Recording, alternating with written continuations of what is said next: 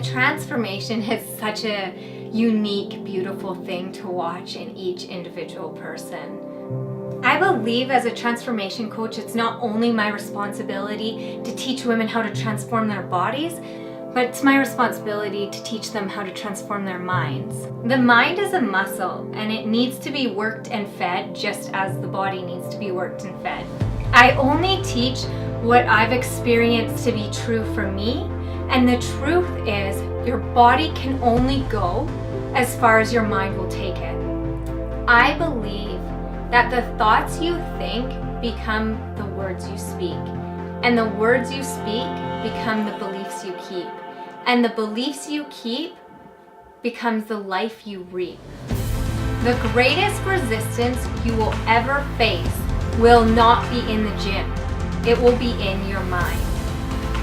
Your mind will be the biggest battlefield. You will have to constantly fight off negative thoughts and replace them with truth. I've experienced many transformations, including my own, and the lasting transformations are the ones that not only worked on their body, but they are the ones that worked harder on their minds.